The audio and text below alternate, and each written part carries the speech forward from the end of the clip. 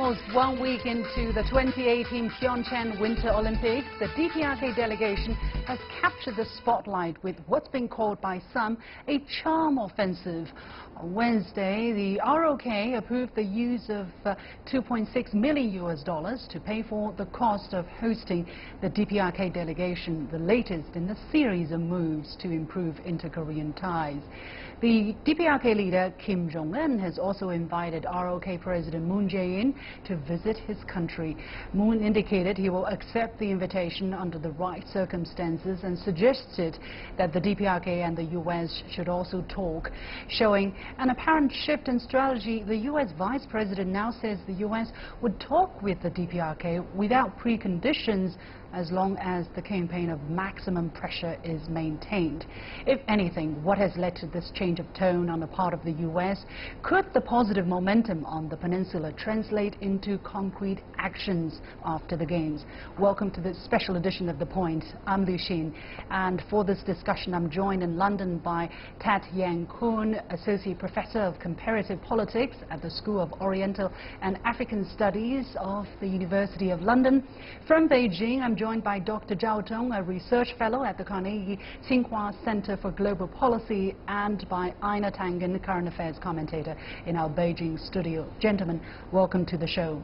Professor Kuhn, almost a week into the Olympic Games, we've seen some fascinating or interesting developments in terms of inter-Korean talks, but also a lot of ifs and preconditions. How likely is it we will see serious dialogue after these Games are over? Well, we already have serious dialogue between the two Koreas. There are obvious follow-up steps they can take. More cultural exchange, more social exchanges, the meeting of separated families. These are obvious steps that they can take. Maybe President Moon can send an envoy to North Korea to have talks about the possibility of an inter-Korean summit. But I think the key thing is the nuclear issue. Inter-Korean relations can move so far, but at the end of the day, it's very, very important to make progress on the nuclear issue. And on that front, I think it's very, very important for North Korea and the United States to engage. So maybe with the improved inter-Korean relations, South Korea might be able to, as a strategic ally, be able to have some impact on the United States to practice not only maximum pressure, but also engagement. Dr. Zhao Tong, if President Moon accepts the invitation to meet with the DPRK leader, it would be the first time a ROK president entered the DPRK since 2007 and the third time ever. The last summit didn't amount to much, so what's at stake for President Moon this time? Well, I think it all depends on whether the South Korean president can persuade North Korea to make some compromise on its nuclear weapons program. Otherwise, I don't think Moon Jae-in would get the support from his American ally to even go to the summit in the first place. President Moon Jae-in has already done a great work during the beginning days of the Winter Olympics. He had two substantive discussions with Vice President Pence, and he persuaded Pence to be more open to talking to North Koreans without preconditions. We hope that the recent expression of engaging with North Korea from Vice President Pence represents the official position of the White House. If that's the case, hopefully some direct engagement between Washington and Pyongyang can take place, and that will pave the way for the summit meeting, hopefully sometime in June or August this year. Mr. Tangen, now Moon Jae-in requested that the DPRK be more active in talking with the U.S. Is the U.S. attitude or position still a major factor in facilitating an inter-Korean summit? And if the U.S. refuses, would such talks still move forward? Well, yes, I'm going to agree with Professor Kong on this. The issue here is the relative positions. The U.S. will not allow North Korea, the DPRK, to have an actionable nuclear weapon that can be delivered to the United States, and North Korea will not give it up because it's their only leverage. There's also this other factor, which is trust. Quite frankly, after what has happened in Iran, Iraq, Syria, all of these places where the U.S. has come in, basically defanged the local dictator, but then has made moves to get rid of them. So there would be very, very difficult for the DPRK to sit down with the U.S. and believe anything that the U.S. said. So these are the issues that I think are still there. I think it's wonderful that there's a charm offensive going on. Hopefully it will do something in terms of making the two peoples a little bit closer to each other, but the underlying situation with the U.S. remains the same. Well, during his 2018 New Year's Day speech, DPRK leader Kim Jong Un said he wanted DPRK athletes to participate in the Winter Games, and ROK President Moon Jae-in quickly reacted, leading to days of talks between the two countries, which in turn secured the DPRK's participation in the Games. Professor Kuhn, why was sending athletes to the Winter Games such an urgent priority for Kim Jong Un this year? Do you think that the sanctions kind of forced him into desperate situation? I don't think they're desperate, but I think the sanctions are having an impact. If we look at the pattern of North Korea-China trade, China's the main trading partner of North Korea, and we see trade is declining. So sanctions are playing their role in pointing out to the North Koreans the costs of nuclear proliferation. I would say they are not desperate, but it seems to signal that they are looking for some way to de-escalate the situation. You know, ultimately they will want to keep their nuclear weapons and have full engagement with the world. But I think at the end of the day, you know, they realize that this is not possible, and I think they are looking for some way to de-escalate the situation. And by reaching out to South Korea, I think they are trying to reach out to South Korea as a conduit to the United States. Dr. Zhao, does the DPRK's participation in the Winter Olympics Games prove that the sanctions have worked? And what do you think of what Professor Kuhn said of the DPRK using ROK as a conduit to reach the U.S.? I think the recent diplomatic overture from North Korea is not a temporary tactic. I think it's a strategic decision. 1 year ago, Kim Jong Un, during the New Year speech on January the 1st, 2007, he already announced that North Korea was about to enter the final phase of completing its ICBM program. And now in the following year, North Korea succeeded 3 ICBM flight tests. So I think they have basically accomplished their strategic goal, which is to obtain a basic deterrent. So now they are moving forward and transitioning into their second phase, which is to deal with international consequences of developing the nuclear weapons. So I think this is a strategic decision, and North Korea is serious in this diplomatic overture. They want to improve ties with countries, including South Korea and United States. So I think their move is working.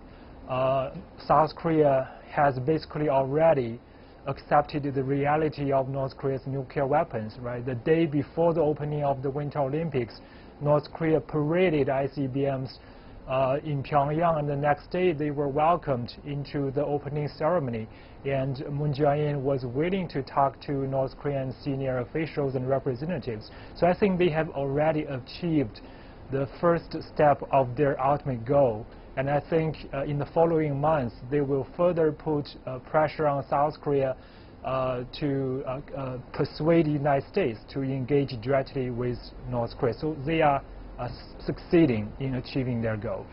So you're basically saying the DPRK has succeeded in putting words in the mouth of the ROK. The question is whether the U.S. is willing to play along. We know that Vice President Mike Pence came to the Games vowing more sanctions and pressure on Pyongyang. He brought along the father of Otto Warmbier, the American college student who died after imprisonment in the DPRK. And Mike Pence refused to stand up for DPRK athletes and warned against the DPRK possibly hijacking the Olympic Games. However, this week, Pence said the U.S. would be willing to talk with the DPRK even without Pyongyang showing signs of disengagement from its nuclear and missile development program. Einar, do you see this as a shift in attitude on the part of the U.S.? No, I see this as mostly a public relations war between the DPRK and Trump. Basically, what he has done is he's seen the kind of charm offensive and the effects that it's had worldwide on the press, and he's now moving to soften his position. But remember, at the same time that this is happening, he's also threatening to basically junk KORUS, the Korean-U.S. trade agreement, unless he gets his way. So this is, do not see this as a kinder, gentler Trump entering the picture, ready to sit down.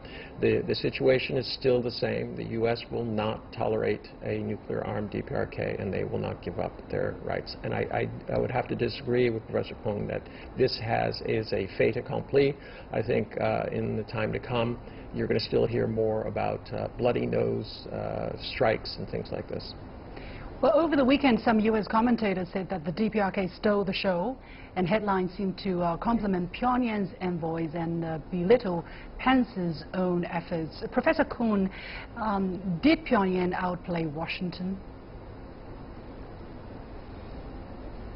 Well, I think yes, they did by their novelty, the novelty value of sending the sister of the Supreme Leader, a member of the inner circle.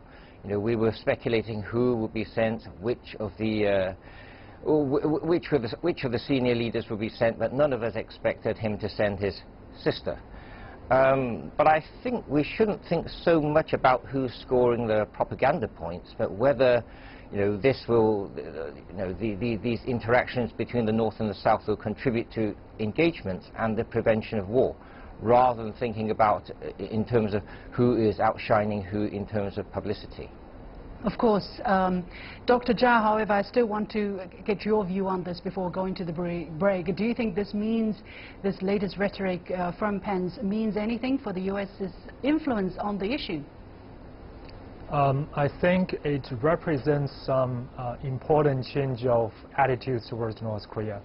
A few months ago, the American position was very firm, which was North Korea had to commit to denuclearization. North Korea had to make substantive progress on giving up its nuclear weapons before any direct talk with the United States could take place. And now, after North Korea further demonstrating their nuclear capabilities, after President Moon Jae-in talked to Vice President Pence, the attitude in Washington seems to have changed very significantly. The unconditional engagement with North Korea is now very much, I think, considered by the White House. I think this will encourage North Korea to continue its current strategy, keeping tough and insisting that North Korea gets to keep its nuclear weapons. And at the end of the day, the United States would have to realize that there is no non-violent way to make North Korea denuclearize. The United States would have to take an incremental approach to denuclearize, and therefore I think we are likely to see the U.S. further soften its positions and lowering its preconditions for talks. You're watching The Point with me, Liu Xin. We'll take a quick break and we'll be back with more on the latest developments on the Korean Peninsula. Stay with us.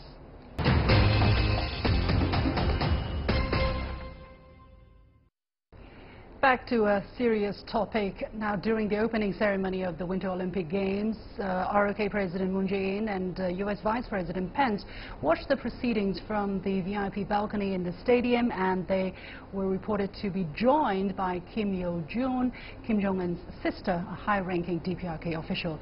Now, it is reported that Moon shook Kim's hand. However, Pence stared forward and refused to engage with her. Einar, was this an arranged coincidence by the ROK?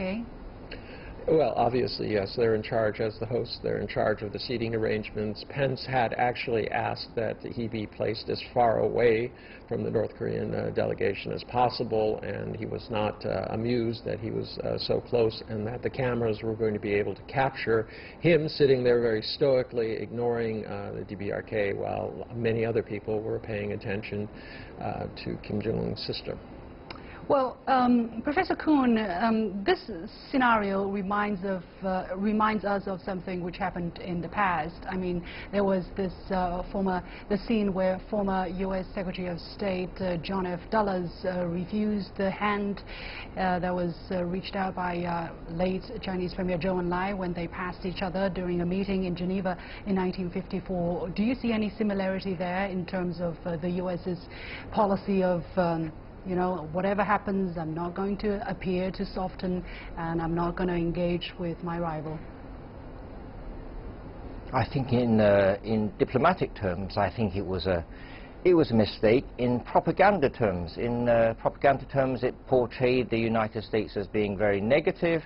But perhaps Vice President Pence, he was playing more to the domestic audience, trying to play more to the domestic right-wing base in the United States to show that there was no compromise, that he was maintaining the stance of maximum pressure. Dr. Zhao, did you notice this detail, and how do you read into it? Or do you think we're reading too much into it? I don't think Pence was fully determined to ignore the North Koreans.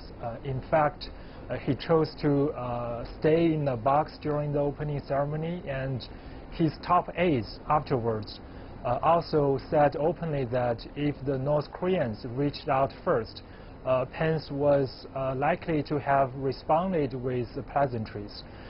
So I think both sides, both the North Korean officials and Pence, were willing to engage, but were simply waiting for the other side to take the first step. So apparently some important opportunity was lost in that. And I think Pence was probably regretting a little bit afterwards. We do not know, but yeah, that was just an interesting scene that we wanted to pick out and talk about it. Let's come back to the military parade that Professor Kuhn was talking about at the beginning of the show. The DPRK did hold a military parade in Pyongyang the day before the Olympics started, and the annual parade marked the founding of the DPRK Army and is usually held in April, but was moved to February this time. Some U.S. critics are calling this parade an odd move for a country that seems to be promoting warmer ties between the two Koreas, and that despite the so-called charm offensive, the DPRK still cannot be trusted. Professor Kuhn, how do you read this parade? Well, I think what is the actual founding date of the DPRK Army is a matter of debate. Is it the DPRK as it was constituted in 1948, or is it the foundation of Kim Il-sung's anti-Japanese guerrilla forces?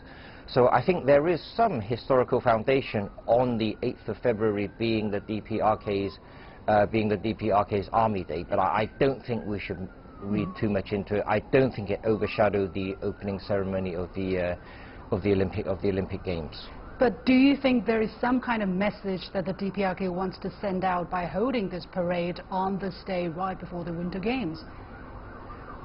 Well, in all of their parades, it's a message of strength, that they're approaching the inter-Korean talks from a position of strength, want to show off their weaponry, and to show off their unity. But as I understand it, there was less emphasis given to ballistic missiles in this parade. Mm-hmm. Dr. Zhao, what do you think the DPRK wanted to say to the United States and possibly to the ROK as well? Well, I think the message sent from Pyongyang through the parade was very delicate. On the one hand, North Korea had to show off their most recently flight-tested ICBM, especially the Hwasong 15. That represents the best strategic nuclear delivery system they have got. So they need to show that in order to demonstrate their full deterrent capability. But on the other hand, they also kept a very low profile in conducting the parade. The scale of the parade has been much smaller than previous ones. The number of missiles, the number of troops during the parade was much smaller. And also the timing and the format of the parade was very interesting. It was taking place in the morning, and there was no live broadcast, and the pictures and videos were only released afterwards. I think it could be specifically targeted at the American audience, because they knew that in the morning the Americans would be in the evening, so they waited until most of the Americans were already asleep before they released the photos, videos, to really minimize the chances that this would be picked up by American media. So I think they really wanted to reduce the provocative nature of the parade. They want to send a very low profile signal saying that we only want these nuclear weapons for deterrence. Don't read too much, don't overreact, we want to engage afterwards. Einar, how sincere do you think of the efforts that have been put on the part of the DPRK? It's impossible if you know what's in Kim Jong Un's head, but from the American perspective, this is more of the same. They believe that the DPRK is serious about using these weapons. Just remember that Trump vaunted himself into the presidency by accusing Obama of not drawing a line in the sand and then letting it crumble. I can guarantee you that any president that would allow the DPRK to be a fully recognized nuclear power would be out of office, and probably so would his party. Remember that Trump always pays to his base, and his base wants something tough. They do not want any placating of a regime that they view as evil. Professor Kuhn, looking ahead, President Trump's position is very important, and he has been quiet. And Vice President Pence has apparently changed his tone, softened. It is expected that unless President Trump rejects, the U.S. could really start talking to the DPRK. So when the games end, what can we expect? I think much depends on whether the current dual suspension will hold. Whether the North Korea suspension of weapons of mass destruction tests, whether that will hold, that has been in place since late November, and whether the suspension of the annual joint drills, which the North Koreans find very sensitive, whether the joint South Korean-American military drills, whether those could remain suspended or they could be reduced in scale. I think that's a very, very crucial issue in terms of whether the third inter-Korean summit takes place or whether negotiations can take place between the United States and North Korea. Dr. Zhao, Moon Jae-in has actually rejected the idea that the U.S. and ROK resume military drills right after the games, as suggested by Japanese Prime Minister Shinzo Abe. Do you think time is right for the U.S. and DPRK to sit down and talk after the games? I think the time is right because I think North Korea might be willing to offer something meaningful. They might be willing to consider suspending their ICBM and even nuclear tests. I think that represents a significant concession from North Korea, or at least a significant self-restraint. If the U.S. is willing to respond, that will give more time for diplomacy to work. At least it will give more time for President Moon to go to Pyongyang and talk the North Koreans out of keeping their nuclear weapons. I think there is some hope there. And Mr. Tangen, there are also talks of a so-called decision moment coming closer from the U.S. intelligence circle. What do you think this meant? Is this just another sign of keeping the maximum pressure? Well, I mean, it would be nice if there was some opportunity to make sure that this did not happen, but it seems that there are miscalculations that are possible on both sides that could lead to a conflict. And it's unfortunate that we are staring in the face a massive catastrophe for the South Koreans and North Korea. It would be good if both sides sat down together and worked this thing out, but as I said before, there are issues politically within the United States, and there are also trust issues with dealing with the U.S. that make this very, very dim. Finally, Professor Kong, the U.S. and the DPRK spent much of 2017 in a war of words. The U.S. has still been stressing that it will continue to exert maximum pressure on Pyongyang. Do you think the U.S. policy is working? I think pressure is working, pressure from the international community, the sanctions from the United Nations is working.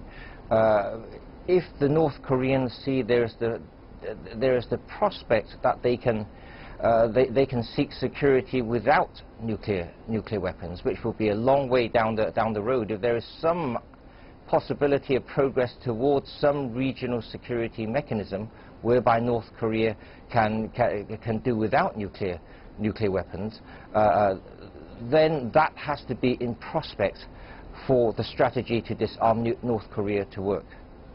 We have to leave it there. Thank you very much, Tat Yan Kong, Associate Professor of Comparative Politics at the School of Oriental and African Studies at the University of London. From Beijing, Dr. Zhao Tong, a Research Fellow at the Carnegie-Tsinghua Center for Global Policy, and Einar Tangen, current affairs commentator. And here is my last point. In China, the country is literally in shutdown because of the traditional Lunar New Year, which begins on Friday. I understand the Koreans also celebrate the Lunar New Year at the same time. Although the Winter Games are in full swing, the athletes' mind and hearts will be with their families for the annual reunion. Although it might still be quite some time before the separated families and indeed the separated Korean people reunite with each other, any small step that could lead to improved ties would be constructive. Many years later, will these games be remembered as a turning point? That is the question. For now, it's Happy Lunar New Year from us all. That is it for this edition of The Point with me, Liu Xin. As always, download the application called CGTN to watch the show on your mobile devices, or go to YouTube and look for CGTN The Point. Follow me on Facebook and Twitter using the handle The Point with LA. Thanks for watching. You've got The Point.